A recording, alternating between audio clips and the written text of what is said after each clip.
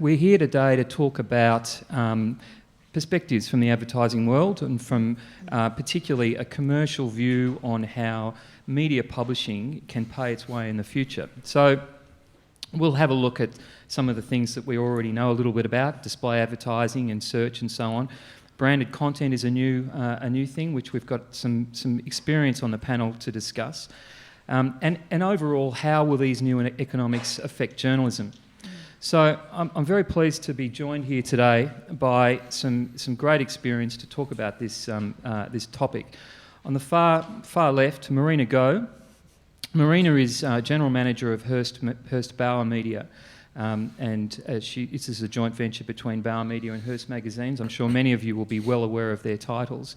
Marina was previously CEO of Private Media, Australia's leading independent digital publisher, which includes Crikey, Smart Company, Women's Agenda, Startup Smart, and a number of other titles. Marina has 25 years of leadership experience in the media and started her career as a journalist. So we've got a lot of editorial experience here.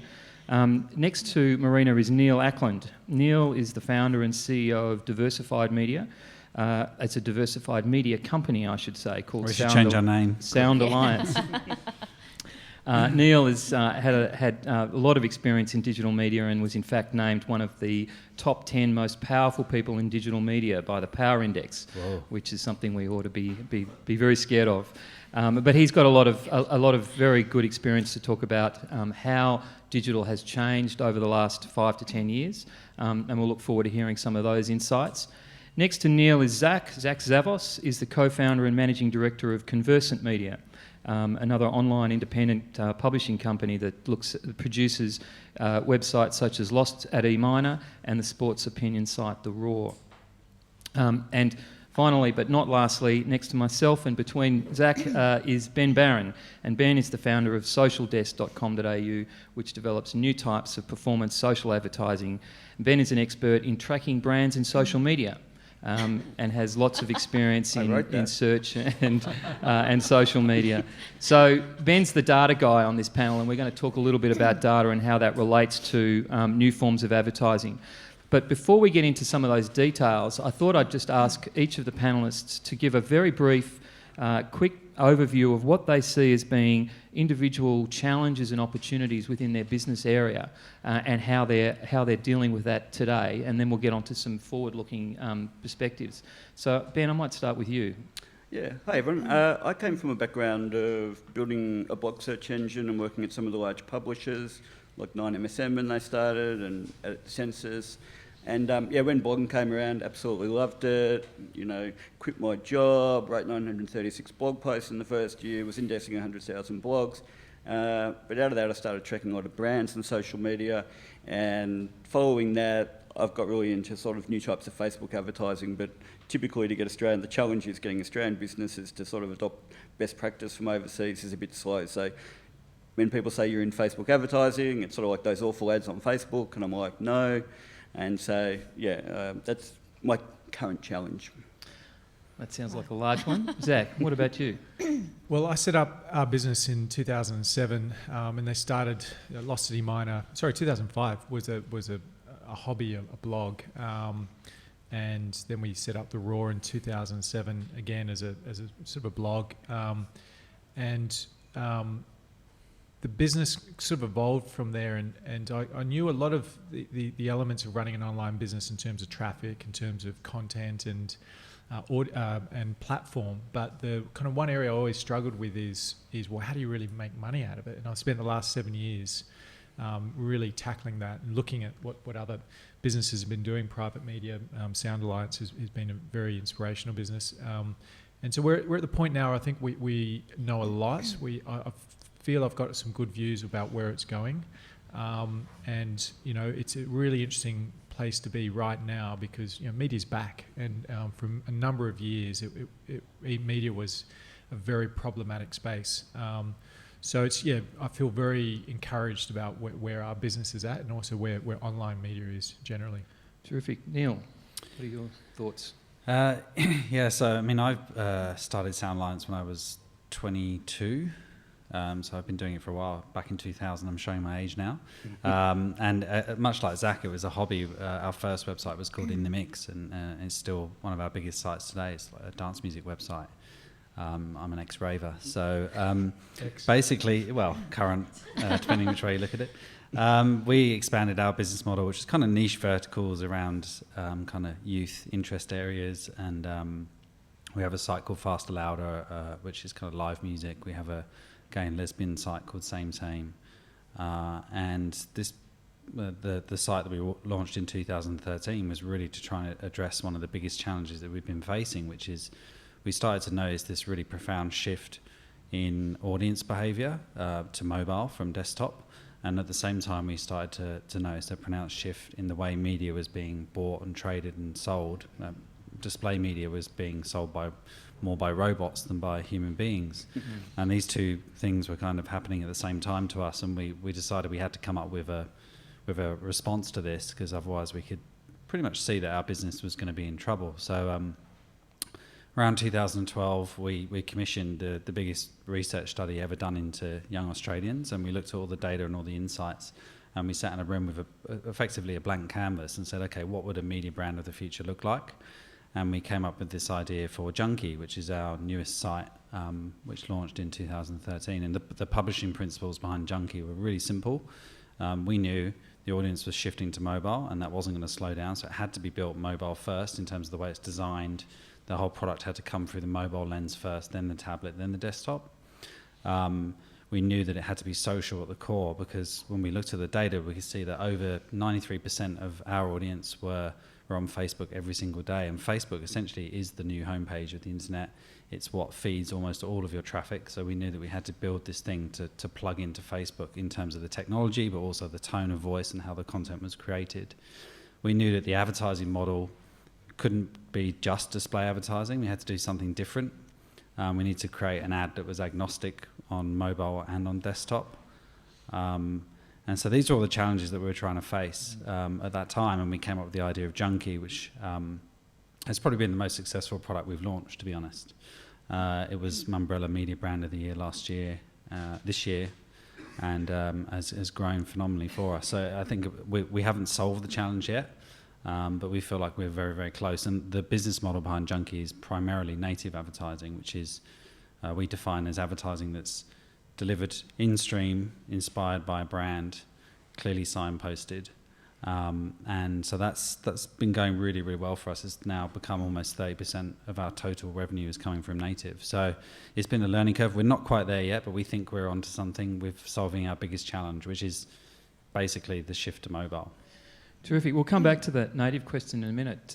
But Marina, I'm interested. You've got a different kind of demographic. I mean, Neil's demographic to yours. Your audience is a little bit different. What are some of the challenges and opportunities you're seeing? Interestingly, because with most of my brands, we're targeting women. Obviously, targeting women with the Hearst titles, but a very similar challenge in that, particularly for Cosmo. Which is probably the same age group as Junkie, but probably a slightly different point of reference. It's all about mobile first. So we saw a massive shift towards mobile, and so every decision is around mobile first. And in fact, we have more subscribers via our mobile app than we have buying the actual magazine, which is an opportunity. I mean, I see that as a fantastic opportunity, because ultimately, when you're looking at a brand, you're actually selling to advertisers a pot of consumers. And so one of the challenges is moving the mindset away from it just being, the print audience is more valuable than the digital audience. And I think that's a big challenge for us as publishers to sell to the advertising community. I don't think we do it very well as an industry, and we certainly haven't done it very well yet as a business, and so that's the next thing for us. And then underlying all of that, obviously there's a massive cost associated with putting out magazines, and prior to the 3 weeks that I have spent back in print, I spent 7 years in digital media with pure play digital businesses, and that is a different opportunity or different challenge, obviously, but the cost structure is a hell of a lot lower. But I have to say that the multi-platform opportunity does make this a much bigger and more exciting opportunity for me in terms of what I'm doing on a daily basis. So, I think it's really the opportunity for us in the future is really around getting people to think differently. So even getting the editorial teams to create content for print and digital media. So that's a new thing that I'm putting in place right now with the Hearst titles. That's different because, the way you think about print and digital in terms of content creation is entirely different. Print people are fortune tellers. You have to be thinking about what people want 3 months out, and digital people are right now, what's happening right now. So I think people are the challenge, and how we mobilise them and get them to think differently from a content creation point of view, and also from an advertising buying point of view.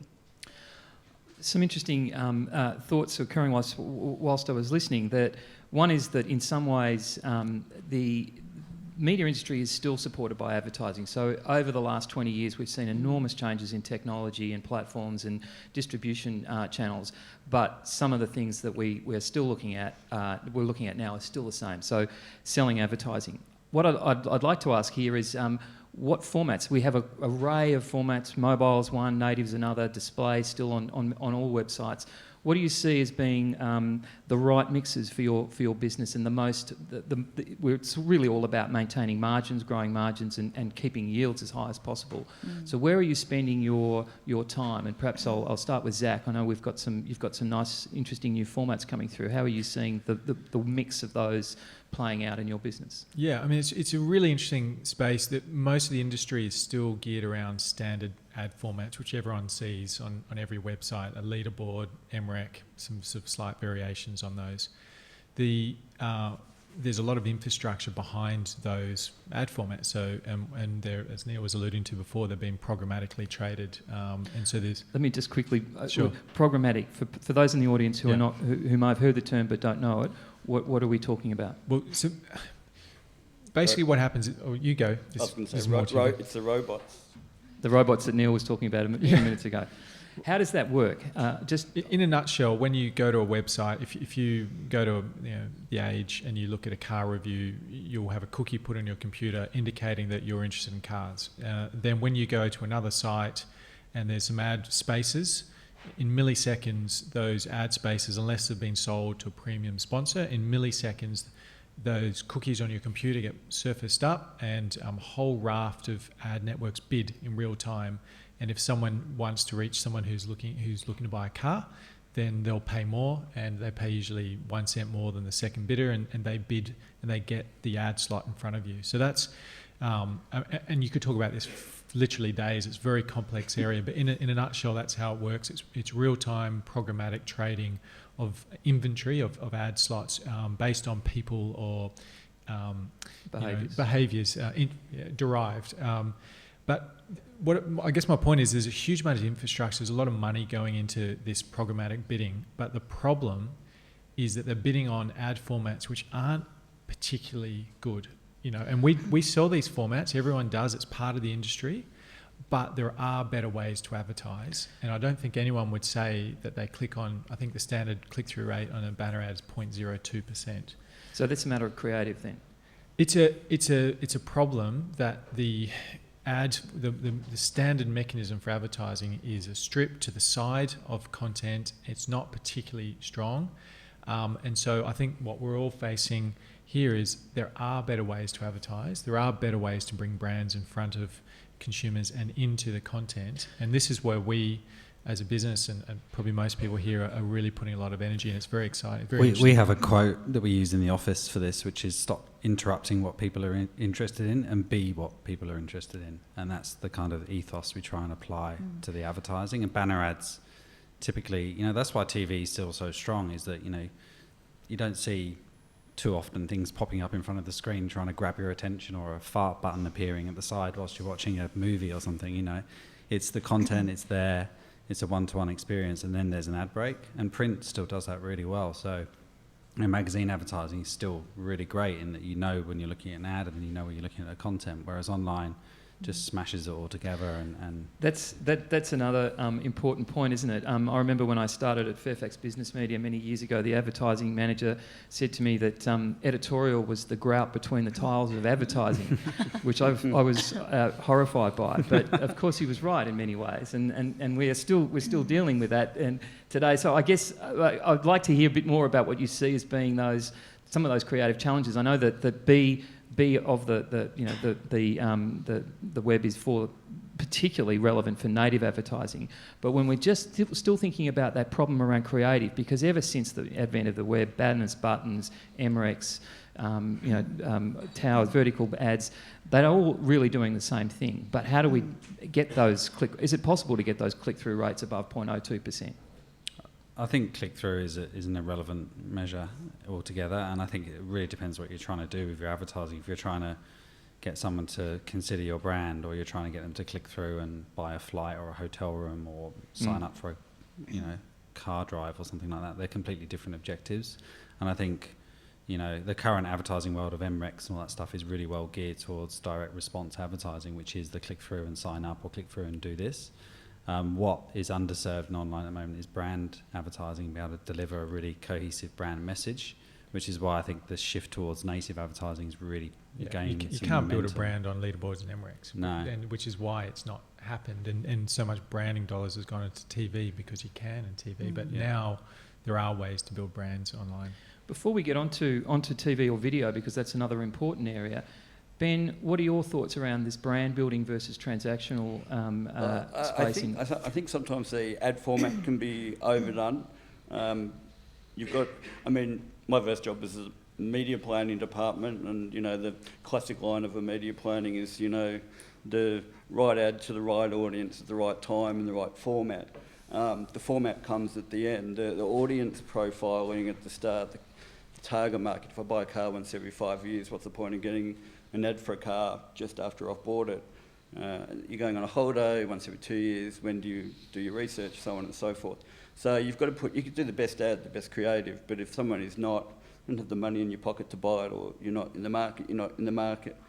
And so I think all the format stuff's totally right, but there's the audience profiling, something like an infinite range of techniques to target. Literally on Facebook, they have sort of over 500 buying characteristics that you can target people on. So I think that bit's really interesting. The actual getting the audience right before you then get into the discussion of what's the format, what's the objective. So just to simplify that a little bit, that's data that you're talking about. That's data of you log into like I'm using the Facebook example, but Twitter's doing the same thing. These are techniques that, like when I was at Census, if you do a keyword search, we're on Yellow Pages, really targeted. People do a search for handyman, but then we'd have people going onto the AFL website, very untargeted. But the cookie approach, it's been done for since the 90s. You can follow that cookie person from Yellow Pages to the AFL site. If you ring up a business and they've got your email address, you can target that person on Facebook. If they visit your website, you can target them on Facebook. So there's a range of measures. You can create profiles of people based on the existing database of emails or phone numbers. You've got products like Facebook custom audiences, Facebook lookalike audiences. So yeah, it's interesting. And as publishers, you're collecting data of your customers, your audience as well. And how do you use that to feed into the sales process? Do you want to go? Yeah. Go. Well, I think that the learnings for us, and this is across now 3 different companies for me, are that it's really dangerous to just assume that one size fits all. And so making sure that you really understand what's most effective for your audience, because, surprise, surprise, for one of my previous sites in private media, the skyscraper or the half-page ad, which is a brand ad, was much more effective than anything else. And then on other sites, not effective at all. So you really do need to understand the audience and what works, and data helps you do that to some degree, obviously. But also, this term we keep referring to, which is native advertising, which is really the old form of advertorial in magazines. Again, it comes back to the fact that the people who actually create the best native advertising are journalists of those brands, who know those brands, and of course the least likely to want to do that at this point, so that's the challenge. But again, you measure that through data. So yeah, we collect a lot of data, and for our bigger brands, you could segment and geo-target and all those things that you can do. But ultimately, you just need to know your audience really, really well, and that data helps you do that. Having worked on a lot of subscription products, but also on products that are, I guess, not so much focused around the subscription data.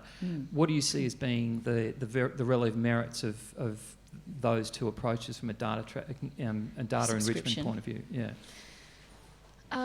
Well, I mean, from a subscription, for people who obviously pay for a subscription, you obviously can gather a lot more information about them. It's a very different model. I mean, subscription is a very difficult product to make work via the internet, and so you really need a very strong point of difference and a reason to go there. So data helps you refine that constantly, but I don't think there's any difference in how you'd want to refine and define your audience, because we have to do the same thing for advertisers to prove the worthiness of that audience. And so we're constantly in a subscription audience having to understand the likes and things that they don't like, and because ultimately all you want to do is increase your subscriptions. So we use it in the same way, actually. I'd just say, data to me is now, it's about looking at your audience, and yes, we do a lot of that, but it's also used more and more internally within editorial teams. So just for example, we use tools which let us split test headlines, which we'll do every day. We have a homepage optimizer, which will programmatically say it's 11 a.m. That article at the top isn't getting this click through. If you put this one here, you increase your clicks by X amount of percent. Now, we always overlay editorial judgment on it. It's not just a data thing, but it's immensely powerful getting that input. And then it's looking at, videos are a big focus, and we run a lot of analysis over what time of the day we're getting video views, what days of the week, and overlay all that with what's actually happening in sport, and then work out strategies to address. So right now on the Raw, our sports site, Thursdays is a quiet day for video views. So and the data tells us that clearly. So we're now looking at editorial initiatives to boost that around lunchtime, things like that.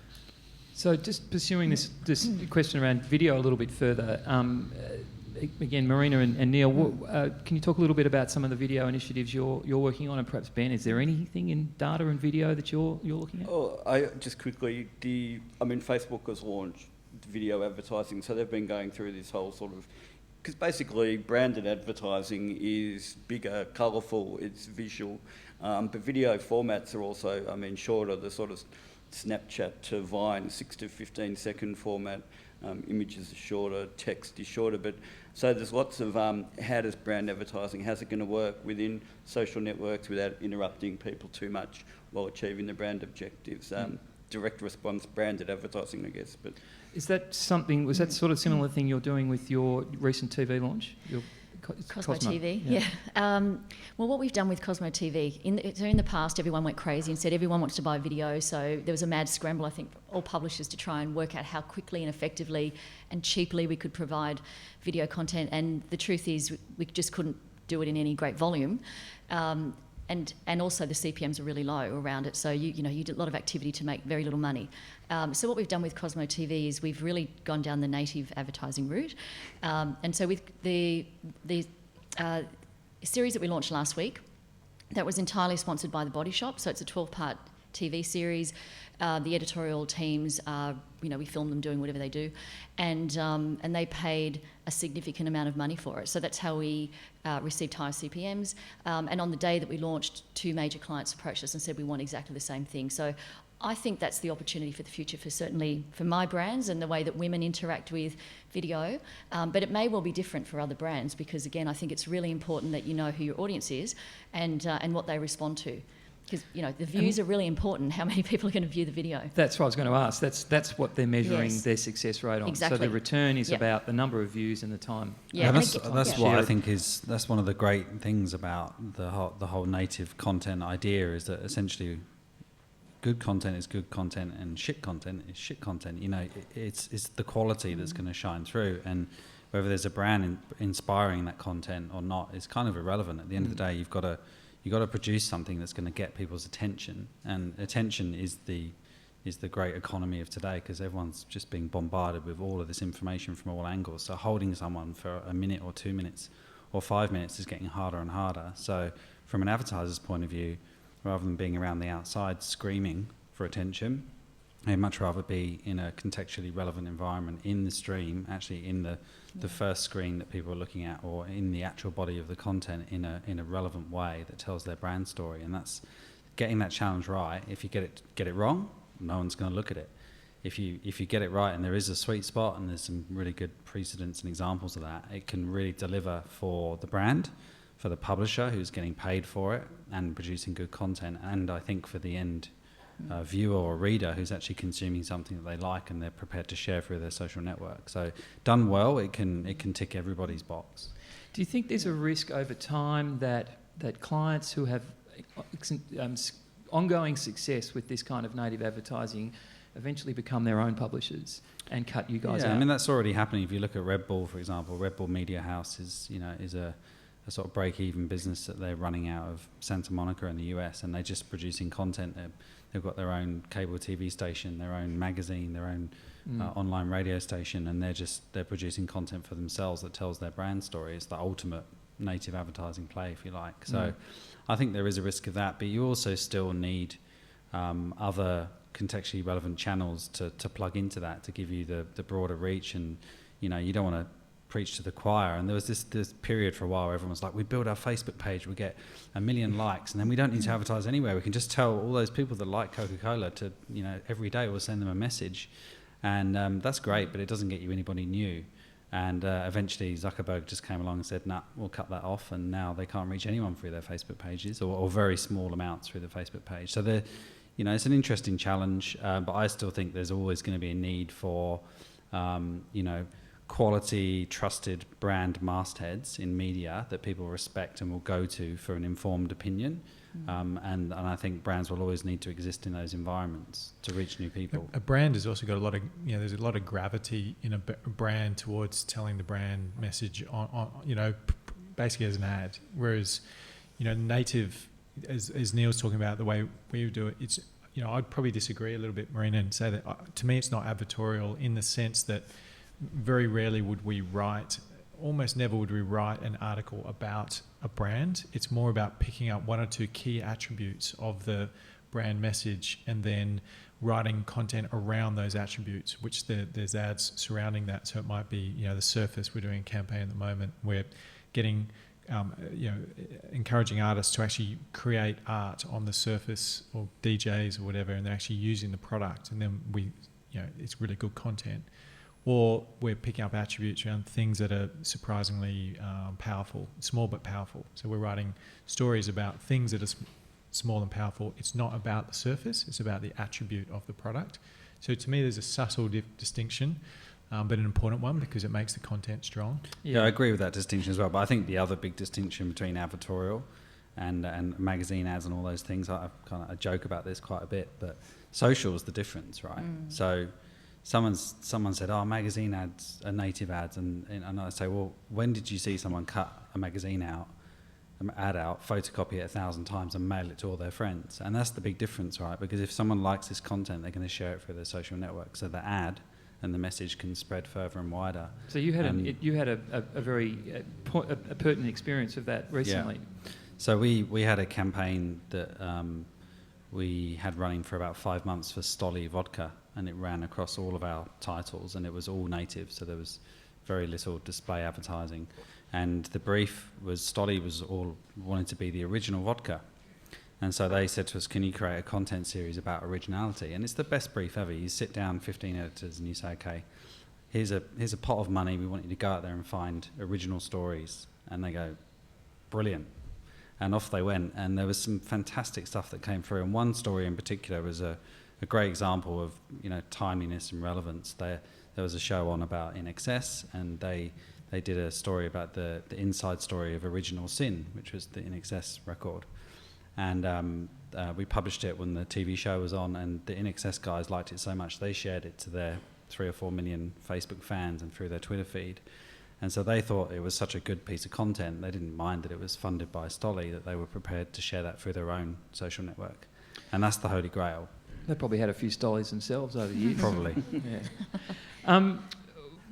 I guess it's a good opportunity to ask you guys to have a look at the crystal ball in this context of this discussion.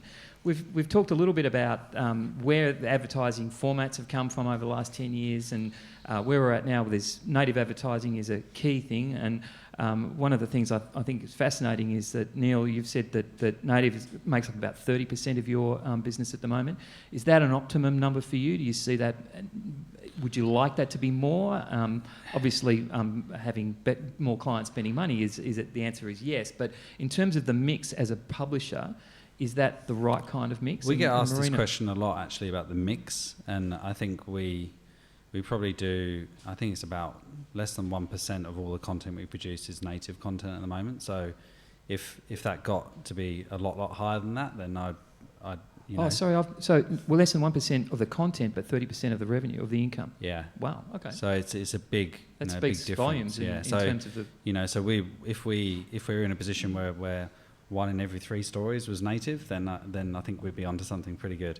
But I don't think we'd ever get to that point. I think that's a really important consideration, is that it's still coming through, it's still maturing. That leads to the question of journalism, though, which I didn't really want to get into today because it is a whole different area. But Marina, do those figures kind of resonate in terms of your business as well? Is that the sort of thing that you'd be expecting? Well, because you obviously have the print revenue stream. So the model at the moment, and the 3 businesses are quite different, but for a magazine like Harper's Bazaar, it's about 60-40 in terms of ad revenue, 60 circ revenue, 40. But even within the ad revenue mix, it's a huge pot, and I'm constantly looking for new revenue streams because that's my job. And so there's traditional agency advertising. There is programmatic, which is the remnant stuff. There's integrated direct partnerships, which is native, and then also events. So it's the major part of it is still agency, but it's in decline because, and I found this at private media too. We had to, we launched the whole integrated selling and event strategy because we could see that the agency revenue is coming off, and it's not that there's not as much of it, but they want to spend less, so they want more for less. For a lower CPM, and if you're a niche publisher, then you need a high CPM in order to make money. So the business models are quite different depending on the product. I mean, Cosmo, because it's more of a mass product, has a higher percentage of circulation revenue. In fact, it's the opposite of Harper's. So yeah, it just depends on the product. But the one thing that I wanted to say actually about revenue in the future is that what we've noticed is that we have to get out of this thing of believing that readers are coming to us and coming to one destination, so even an online destination. So when we did Cosmo TV, part of the strategy was to have it on YouTube and actually have views on Facebook, because we don't care where it's viewed from a client's point of view, as long as the brand gets viewed. And it's a really different view to, even recent times where everyone thought that the video had to be viewed on the website to get the traffic to the website. So I think we're looking at brands that are now made up of a whole bunch of different components where readers are viewing and interacting with the brand in a lot of different places. And so that's the opportunity. And that has a huge impact on the cost base as well, because if you're not building your own or hosting your own video platforms, you're saving a lot of money. That's right. I'll pick up on a point you made about the agency spend decreasing, and just ask Ben, you spend a lot of time working with and around agencies. It seems to me that the advertising industry is going through the same or parallel changes and huge changes that the media industry is. How important do you think it is that they are able to reconnect? Is the advertising world of agencies something that's going to continue to be as important as it was traditionally, or is that day past? Many people have predicted the death of the advertising agency, but it keeps sort of being reborn. I mean, some of the businesses here might almost have an agency element too, but I mean, at a most basic level, a brief comes out for a client, and then different people sometimes fight for part of the brief. theoretically at the top level, a client has sort of gone, well, people spend this much time on various parts of their media time. So people might spend, I'm just making up a number, but 10% of their time on social networks.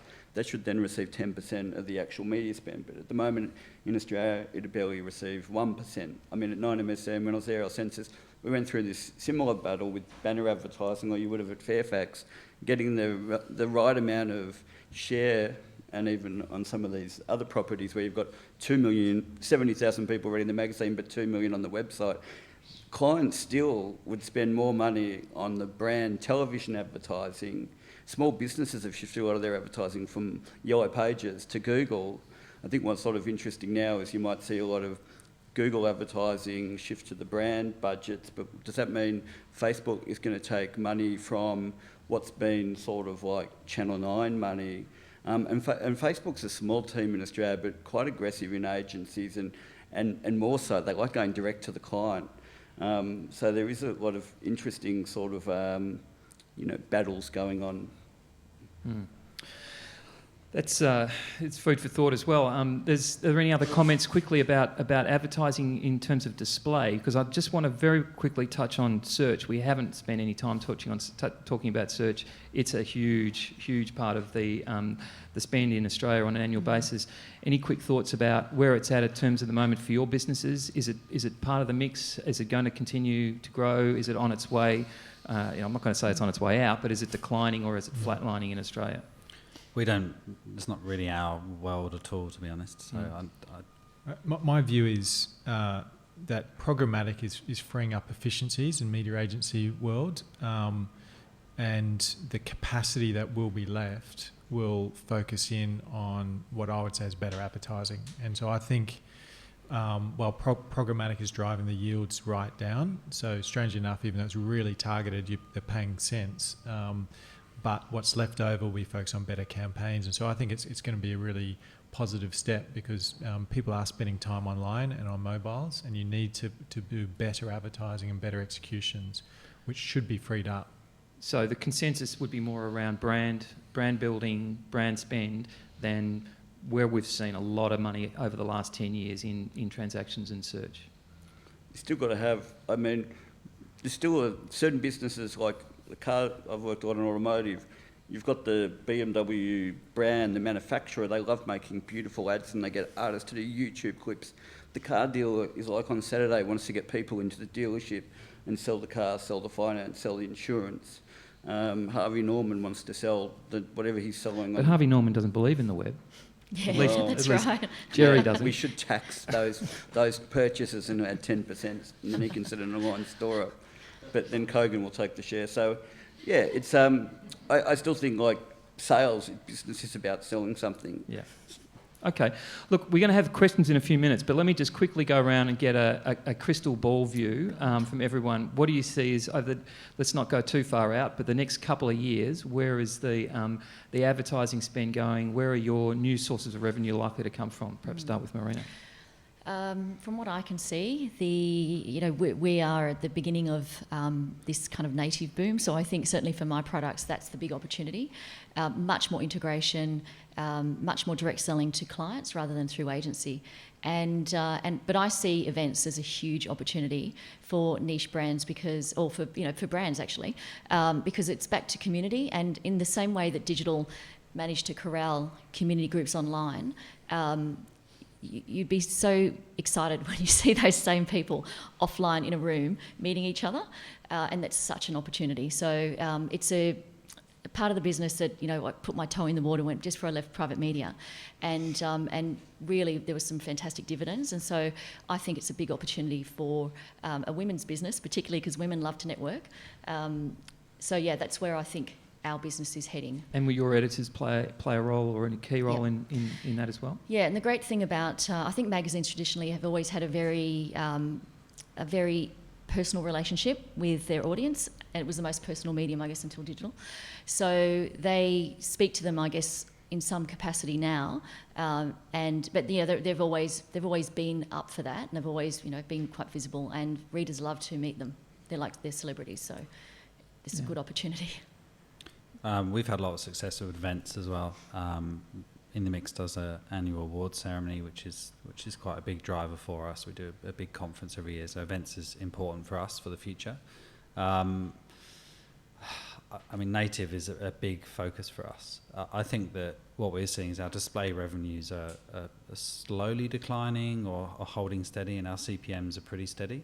So display advertising, there's life in the old dog yet. It's going to be around for a long time, but there's not much growth there. So the growth area for us we see at the moment is native. And I think the real sweet spot there is that the value of a piece of native content is the same on mobile as it is on desktop. And that's the big difference. You know, mobile display versus desktop display, the difference in yield is so big that as the audience continues to shift, so everyone's audiences are shifting to mobile. And so unless you can solve that problem of how do I get the same or better or even close to the same yield from someone on a mobile phone as I do on a desktop, then everyone's going to be in trouble. And I think that's the thing that should be keeping media CEOs awake at night, because it's the problem that's coming down the line. I think you still see a lot of publishers talking about the shift from newspaper to the web, and we're talking about the shift from desktop to mobile, and that's a much bigger problem. Yeah, I agree that.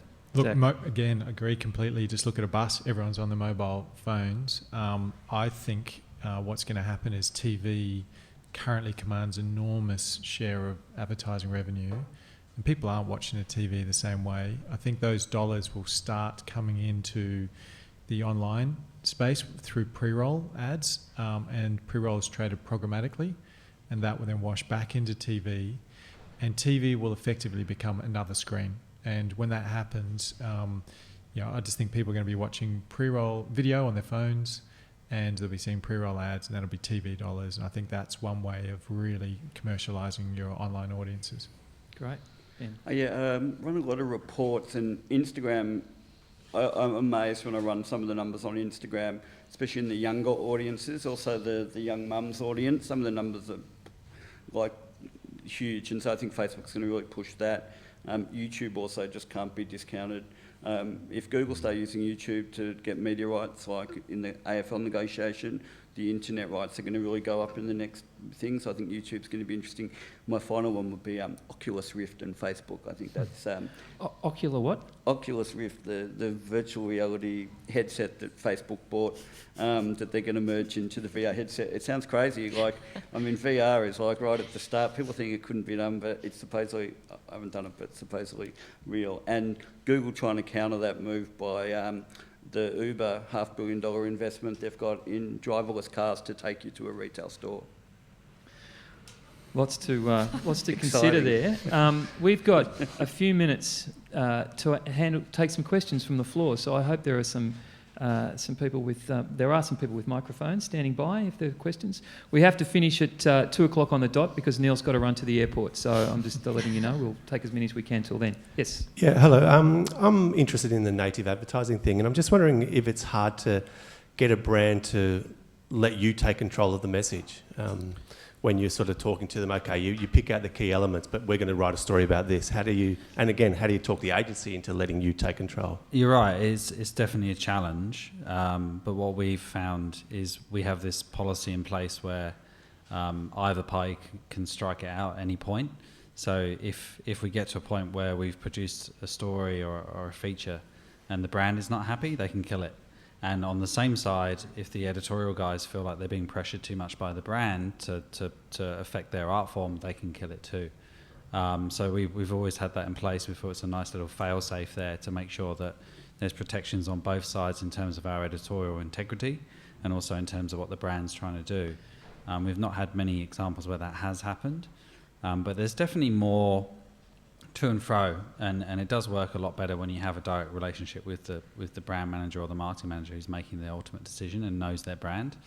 But sometimes you have to go through many intermediaries, so there is a bit of Chinese whispers that goes on. But these are all the things that I think are being refined and figured out on the way through. So it's possible to do it, but it's just one of the challenges of getting it right. You often have PR. I mean, when it works really well is when you got PR, the client, and the media agency around and the publisher around the table. That's where I find it works really well. And I guess the only thing I'd add to that is that where we've had the most success in terms of achieving the quality of the product that we've been happy with as well, because that's really important. As Neil was saying, if you produce something that you wouldn't normally run as editorial content anyway, then you've actually done your readers a disservice and it won't work. So we just make sure that it's really clear, and certainly with Cosmo TV, we storyboarded everything, and the client was across it, so they understood. They did say, "Oh, can we have more of this?" Of course, that's what clients do. But if you can communicate what will happen in terms of connection with the audience, if it becomes too much like advertising, then they will back off pretty quickly. So I think just making sure that the parameters are very clear up front.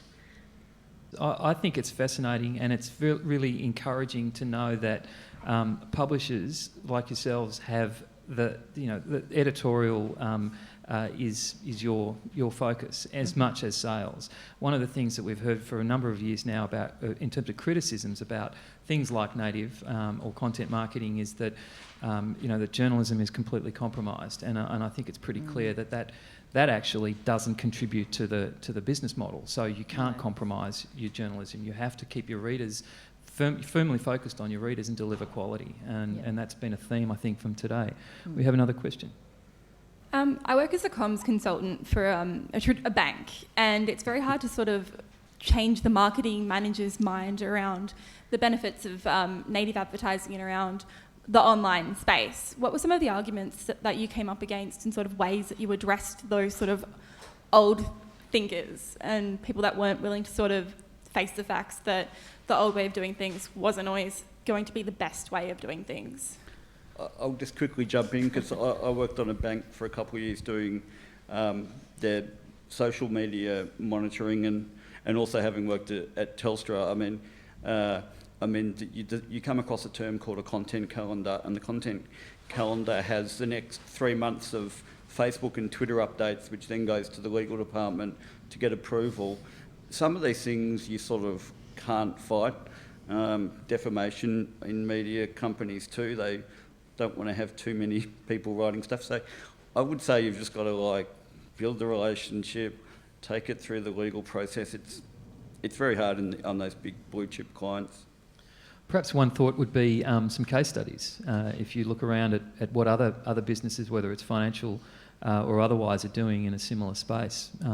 There's some really great successes you can see. Neil mentioned Red Bull, which is not exactly a bank, but General Electric is doing, and has done for some years, really amazing work in this area. American Express is another one. So there are some good examples to draw on. Yeah, there's also the ANZ Blue Note, which is their content site, which is kind of interesting to see a bank doing something along those lines. Exactly. We've done some work in the finance area and had quite a bit of success with it as well. It just really depends. I think though there has to be an element of risk in there. So you have to be prepared to take the punt, but at the same time, I think if you can go on that journey together as a team and maybe do a trial, like we've been doing a lot of trials of native, so we would try and make it price sensitive, so that it doesn't feel like there's a huge amount of risk associated with it, and also just provide really deep, rich analytics and feedback on the campaign, and hopefully people can be ushered into feeling more comfortable in those kind of environments. But I think as you start to see these shifts to become from being like a fringe thing to being something that is just the norm that everybody's doing, then you start to reach a tipping point, and the media agency says you should do this, and you say to them you should do this, and somebody else says you should do it, and eventually it just becomes the norm. I think we're not that far away from that, I would say. Yeah. Also, at a practical basis, on Facebook with the Facebook Insights, you can actually go through a lot of what content have they had that's performed, what hasn't performed, and sort of, say everything in a positive light. Well, this was less performed for this one. This picture of a cat, that was really popular. Looking at the analytics, I think, can help. But I think it's setting your campaign up for success as well. I mean, if you're a bank, you can do a campaign where you do a billion leaderboards. What's the chance that that's going to kind of convert? Probably, I don't know. There's a lot of risk, as opposed to a bank writing or sponsoring some content, really strong kind of earned content around things to know when you're buying a house, or how to get the best mortgage, or whatever. And that's really strong content. It's written by an editorial team. And then you amplify that content, so you can amplify it through tools like Outbrain, which surface it up across other sites. the people that come to the site have read good quality content, it's got the brand messaging, and then you retarget to those guys. So then someone's read the article, they've had the brand exposure, and then they start seeing the billion leaderboards around the web. Far more, I think, likelihood of success of a campaign rather than just serving up an ad and seeing what happens. And I just finally, because I know you probably want to get moving, I think I've traditionally had the most success with brands that have been very reluctant to step outside of their brand message, because what we're talking about is companies who want to control the brand message, and they are the blue chips generally, and banks fall into that category. Where we've had success is where we've shown that we really do understand the brand, and you know, so I've done a few native executions with banks, and they feel much more comfortable letting us do that if they feel that we understand their business. So spending a lot of time up front with the client is really, really important, and because, you know, and also too, if a bank is going to do it for the first time with a media outlet, then they probably would start with somebody that they feel is really close to the right product for them before they branch out to others. And so it's, you know, you kind of have to take them on a little journey where the trust builds with each step, I think. Yeah, that's a good point. Do we have any further questions down? There's one down the back there. Which bank is it? Yeah, because Neil's going after their business. Do you have a business card? Yes, see these guys afterwards. Okay. So my question is sort of building on that. For a smaller brand, what advice would you have for making the most of those platforms? You've got to trial them. I mean, you can start very small on a lot of these different channels, and I still, some of the, like, I'm a bit in the advertorial, like sponsored content, native. I mean, there's all this sort of semantics around the definitions, but creating content in all these channels, getting people to engage with you, you can start off cheap. It's just a case of toe in the water sort of stuff. I would suggest that frequency is still a really important issue in terms of if you're a small client and you have a limited budget, rather than scattergunning it, I'd choose a couple of businesses, you know, mine and Neil's, and work closely with us, because we can probably do more with that small budget and make it go further through our channels and really build some kind of rapport with an audience in a much bigger way than if you just throw it into programmatic, or, you know, put it into a whole bunch of different products where your reach and your visibility will be really low. And that you don't know perhaps where the results are necessarily coming exactly. from. Yeah, and we're much more accountable. I mean, the more money you spend, the harder we work as publishers. It's just, you know, it's just the way it is. So I think you get more value actually if you spend a small amount with one client than if you spend minuscule amounts with a lot. Would you agree with that? Yeah. Do you think it helps both advertising copywriters and writers of native content that they understand each other's disciplines going forward, as we sort of as those sort of meet at a certain intersection now? Do you have any comment in regard to that? Yeah, we don't have a distinction. It's the same team, so we don't have the church and state thing. That's a choice that some media companies have, and I think it works in a kind of hard news environment. You need to have some separation, but for our target audience of young people, and it tends to be around music or pop culture, we're not creating hard news, so we find it's much more successful to give the brand idea to the same editorial team.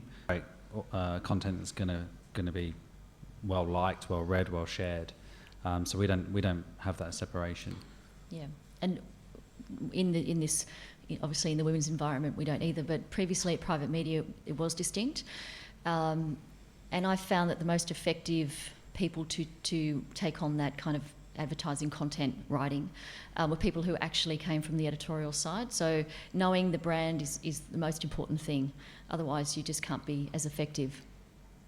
Well, I think it's also an important point to emphasise, as you've just made, that there are many different types of journalism, and and what we're talking about is not hard news. I think that is a good distinction to make. We've come to the end of a very, very interesting discussion. I'd like to thank Ben, Zach, Neil and Marina, and thank you for your attendance and your participation as well. and we've got a lot to think about as we go on. I'm really glad to hear the message that media is back. Media is back. And there's a positive future, so we'll look forward to it. Thank you very much.